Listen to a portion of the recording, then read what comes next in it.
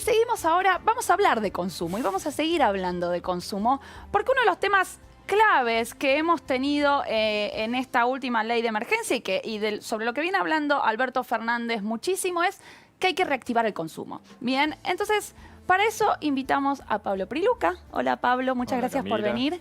Pablo es historiador, es doctorando en la Universidad de Princeton y lo tenemos justo acá por un par de semanas en Argentina. Así que lo aprovechamos para que nos venga a hablar un poco del consumo. Contanos un poco el consumo hoy. ¿Qué está pensando Alberto Fernández? ¿Qué lugar le quiere dar al consumo? ¿Cómo piensa reactivarlo? ¿Cuáles son las ideas en este nuevo plan económico?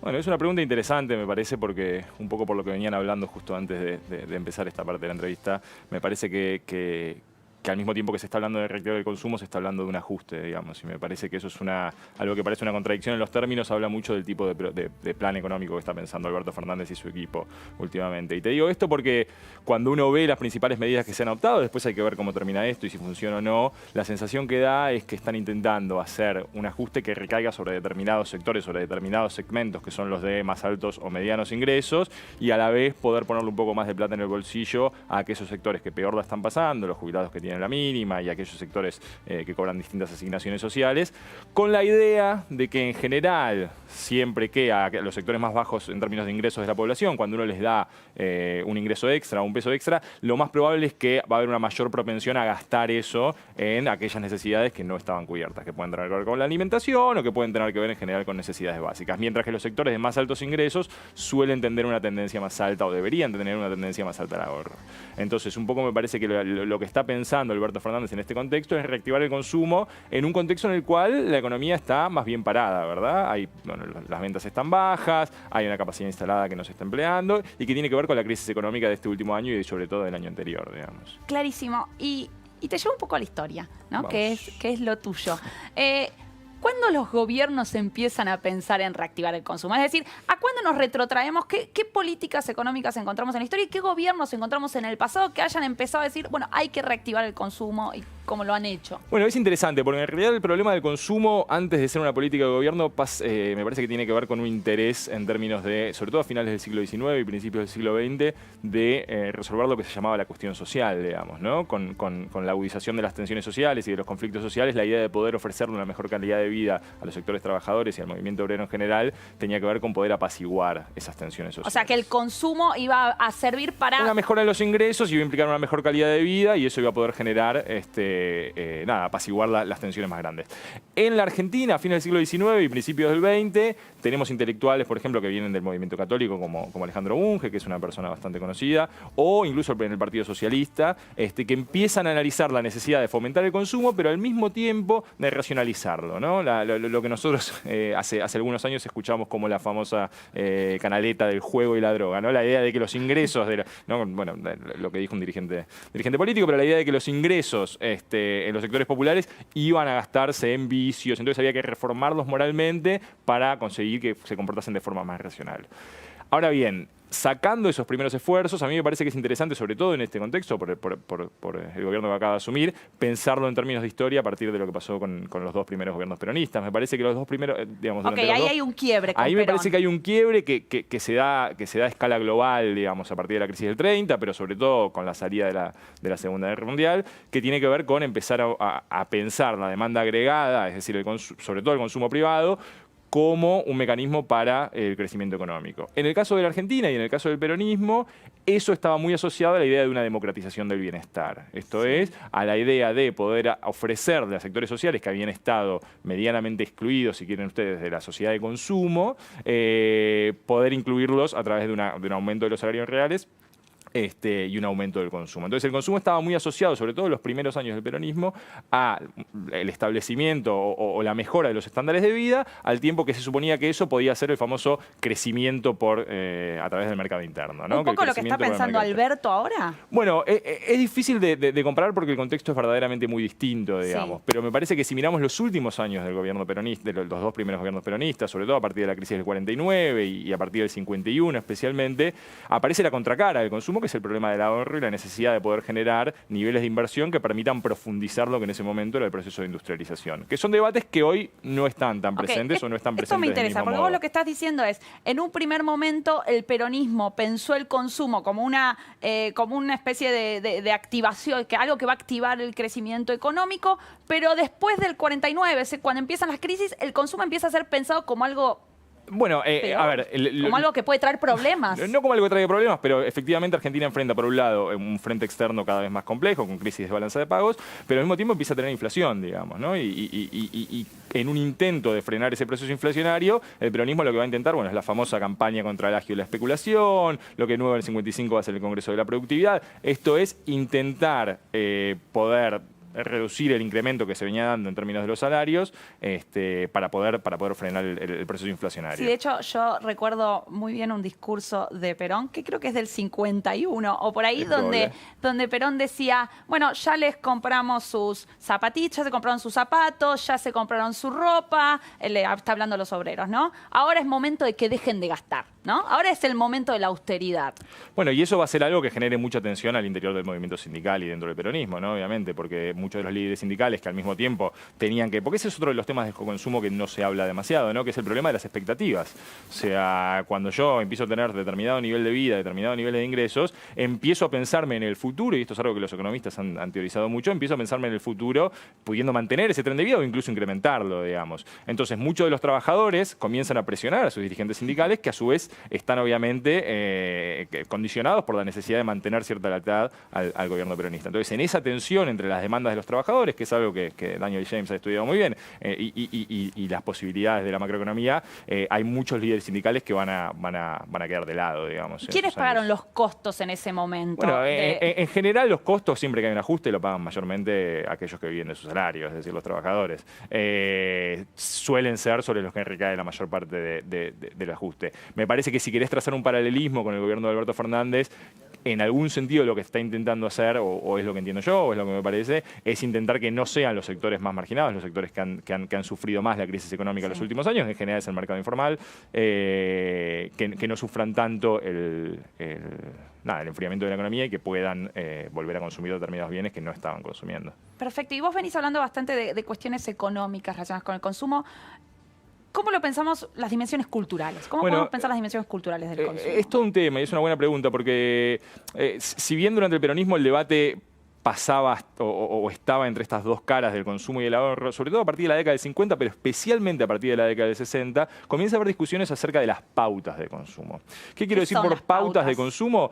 ¿Cuáles son los estilos de consumo y qué tipo de bienes nosotros estamos acostumbrados y podemos consumir en relación a un tipo de modelo de desarrollo que consideramos deseable, si querés? Entonces, el primero que comienza a hablar de esto, por lo menos en América Latina y en particular en Argentina, es Prebisch. Prebisch es el fundador del estructuralismo latinoamericano, el primer director de la CEPAL, que es la Comisión Económica para América Latina y el Caribe de las Naciones Unidas, que comienza a ver que, sobre todo en sectores de medianos y altos ingresos, hay un consumo que intenta imitar las pautas de los países desarrollados. Y él va a decir, bueno, la economía mundial no es un todo homogéneo, él no va a usar el término centro y periferia directamente, por lo menos al principio, pero hay centros y periferias y el funcionamiento de esas economías es distinto. Sí. Entonces, nosotros no podemos, como país en vías de desarrollo, o como región en vías de desarrollo, no podemos imitar las pautas de consumo de países centrales cuando no tenemos economías como las de los países centrales.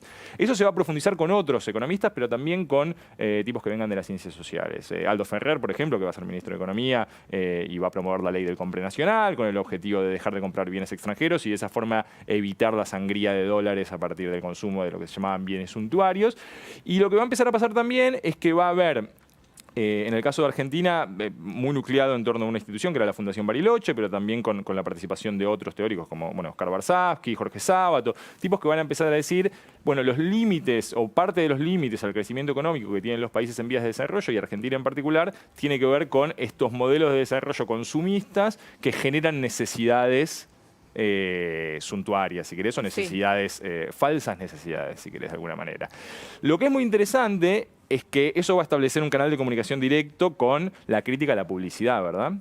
Porque la publicidad va a empezar a ser vista, y esto es algo que se da en todo el mundo, no solamente en la Argentina, como una creadora de falsos deseos, si querés, como de alguna manipuladora, manera, como una especie de ¿no? manipulación. De hecho, a partir de la década del 30 y del 40, la publicidad cambia mucho en todo el mundo con la aparición de lo que se llama digamos, la investigación motivacional, si querés. Hay muchos inmigrantes muy ligados de la zona de Viena y, bueno, sobre todo en Alemania y en Austria, que se van a los Estados Unidos y que empiezan a incorporar elementos del psicoanálisis y de análisis psicológico al estudio de mercado, digamos. Sí. Y empiezan a dejar de preocuparse por quién y cómo consume y empiezan a preocuparse por el por qué consumen.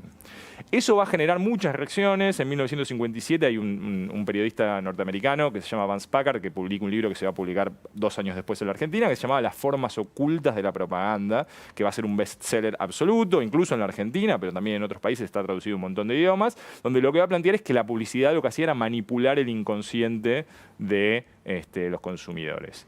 Y eso va a dar lugar a una crítica muy fuerte a la publicidad y al rol de las empresas privadas, inclusive en Estados Unidos.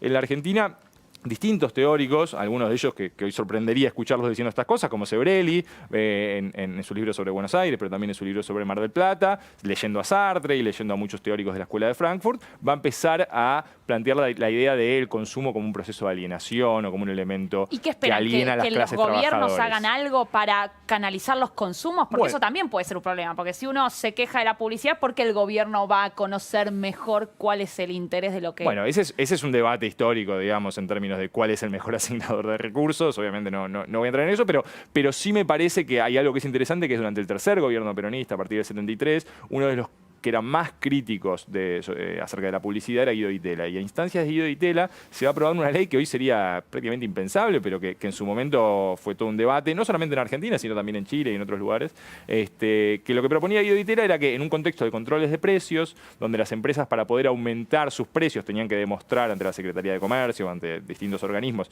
tenían que poder demostrar cómo habían aumentado sus costos de producción, lo que hace esta ley es prohibir trasladar a los precios el dinero que las empresas gastaban en publicidad, con la idea de esa forma desalentar los consumos suntuarios, superfluos y demás. Obviamente esto genera un montón de debates en la esfera pública, pero también en el campo publicitario. Pero lo curioso es que es un debate que se está dando a escala global, que no se da solamente en Argentina y que un poco tiene que ver con pensar si la publicidad tiene que ser de algún modo regulada, controlada por los estados, o se tiene que poder autorregular. Es más, en mayo del 76, en Buenos Aires, se hace el 25º Congreso Mundial de Publicidad, o sea, 2 meses después del golpe de Sí. Estado. Y en la mesa de apertura, el tema de ese congreso es la autorregulación de la publicidad. Y lo curioso es que en la mesa de apertura da un discurso Videla. 2 meses después de comenzar con... Bueno, En el Congreso. En el Congreso de Congreso Publicidad. de Publicidad, Videla va a dar el discurso. Exactamente. Y habla de, bueno, con un cinismo significativo, sale hablando de la importancia de que ahora que hay libertad, las empresas de publicidad se puedan autorregular y puedan actuar en libertad, ¿no? En un contexto de desaparición de personas, en un contexto de terrorismo de Estado, con todo lo que eso significa. Pero más allá de la paradoja esa puntual, me parece que es por entonces, a mediados de las décadas del 70, que tanto en el campo publicitario como en el campo de los derechos del consumidor se produce un cambio sustancial. No solamente ahí, obviamente es un cambio global que tiene que ver con la desregulación de los mercados financieros y que tiene que ver con otro montón de cosas, pero que puntualmente lo que hace el consumo es muy significativo. Y te vuelvo a llevar una cosa económica, Dale. ¿no? Se habla mucho, por supuesto, de la relación que hay entre consumo e inflación, y eso está siendo o puede llegar a ser un problema hoy en un contexto inflacionario en que queremos reactivar el consumo. ¿Cómo se dio esta relación a lo largo de la historia? Bueno, es otra pregunta interesante. Me parece que, sobre todo a partir de la crisis del 30 y con el periodo, si querés, de hegemonía de la tradición keynesiana del pensamiento económico, el consumo en alguna medida, o el estímulo al consumo era pensado como algo que podía dinamizar la economía y podía generar crecimiento económico. Ahora bien, luego de la caída o la desaparición del sistema de Bretton Woods, o en paralelo durante la década del 70, lo que vamos a empezar a ver, sobre todo en Estados Unidos, es un proceso por el cual muchas de estas políticas propias del estado de bienestar, que tenían que ver con estimular el consumo privado, llevaron a procesos inflacionarios y cada vez menos tenían cada vez menos impacto en el crecimiento económico, ¿no? Y aparece este fenómeno que hoy parece tan común, pero que en aquella época se empieza a utilizar el término por primera vez, que es la estanflación, que es un poco lo que está pasando en la Argentina. Estancamiento económico y inflación al mismo tiempo. Entonces, a partir de entonces hay un cambio en el pensamiento económico. Yo no soy economista, así que tampoco me quiero meter tan en detalle ahí, pero hay un cambio en términos de cuestionar la efectividad en el tiempo de muchas de estas políticas keynesianas, en el sentido de que los actores que ya podían prever las políticas que iba a adoptar el gobierno en términos de impulsar el consumo, se adaptaban sus expectativas a esas políticas de Estado. Entonces empieza a haber un debate acerca de la efectividad la efectividad de ese tipo de políticas intervencionistas. Es una discusión muy profunda y que admite un montón de variables acerca de cuán acertado, cuán atinado era ese diagnóstico, pero lo cierto es que a partir de entonces hay un cambio en el paradigma económico en términos generales y cambia un poco el modo en el que se piensan los vínculos entre consumo e inflación. Un ejemplo muy claro es el programa de metas de inflación que intentó el macrismo, pero también aparece en la década del 70, tanto en Chile como en Argentina. En Argentina nosotros lo conocimos bien, la famosa tablita, digamos, de Martínez de Oz, que adopta en diciembre del 78 y que va a durar hasta el 81 aproximadamente, cuando se va el ministro de Economía de por entonces, que tenía como objetivo poder ofrecerle a los actores económicos información acerca de cómo se iba a comportar, en este caso el tipo de cambio, con la idea de que convergieran en el mediano plazo el tipo de cambio, la inflación local con la inflación internacional. Obviamente sabemos que eso no funcionó, pero lo que es interesante es que durante esos años el Martínez de Oz había comenzado su gestión como ministro de Economía de la dictadura, con esta idea de que, bueno, ahora que habían cambiado las reglas del juego y se habían liberado los precios y había instituciones, aunque obviamente es muy cuestionable hablar de instituciones en un contexto de dictadura, ahora que se habían cambiado las reglas del juego, entonces los actores económicos se iban a acomodar a esas nuevas reglas del juego. Y lo que les termina pasando es que eso no pasa. La inflación baja del 400 anual a un 100%, pero casi no desciende de un 100% anual durante toda la dictadura, ¿no? Incluso el doble de lo que nosotros estamos acostumbrados hoy. La tablita es un intento, adoptando lo que por entonces se llamaba el enfoque monetario de balanza de pagos, que había tenido, parecía un relativo éxito en Chile, después va a colapsar en 1982, es un intento de adoptar o de ordenar esas expectativas, si querés. Pero lo curioso es que al mismo tiempo el Ministerio de Economía promueve una campaña que se llama Campaña de Orientación para el Consumidor, que es una campaña que organiza fundamentalmente quien era la secretaria de prensa del Ministerio de Economía, que tiene por objetivo enseñar en las escuelas, por ahí los más grandes se deben acordar de Tito Baratito y Máximo Carelli, que eran una serie de publicidades que se proyectaban en radio y televisión durante la dictadura, que tenía por objetivo que los consumidores tuvieran un rol activo en el sentido de buscar precios o de denunciar a aquellos comerciantes que especulaban la venta de productos o que vendían productos fallados y demás. Pero esos cuadernillos se repartían en las escuelas, se incorporaba a partir de la década del 80 y del 81 la comisión interministerial entre el Ministerio de Economía y el Ministerio de Educación para educar a los consumidores en las escuelas y que se convirtieran en consumidores racionales, entre comillas. Muy bien. Ahora, lo interesante de eso es que implica o va de la mano de un cambio que se da a escala global sobre los derechos de los consumidores. Digamos, sobre todo a partir de la crisis del 30, pero de la Segunda Guerra Mundial, se instaura un paradigma vinculado al consumo y a los consumidores, en el cual los derechos del consumidor estaban sobre todo asociados al mantenimiento de un cierto estándar de vida, a la inclusión social y a la regulación del mercado, ¿no? Los controles de precios eran algo que existía en muchos lugares del mundo. Normal. Y la forma de reclamo de los consumidores era sobre todo la acción colectiva. Aquí en Argentina no sucedió tanto, pero en muchos países del mundo había muchos boicots, campañas de distintas organizaciones de defensa del consumidor y demás. Eso va a cambiar en los 70 y hoy el derecho al consumidor es el derecho a la libertad de mercado, digamos. El derecho al consumo, el único derecho que tiene el consumidor. Y ese quiebre se da en los 70 y es lo mismo que sucede en materia publicitaria. Hoy no existe una discusión acerca de cuáles son las implicancias de la publicidad, cuáles son las consecuencias. No existe, que no es digamos, no me voy a poner a jugarlo, pero me parece que la pregunta histórica de qué cambió es relevante. Clarísimo, Pablo. Muchísimas gracias, muy interesante. Muchas gracias por la invitación. Bueno, vamos a un corte y nos quedamos viendo antes del corte las imágenes de cómo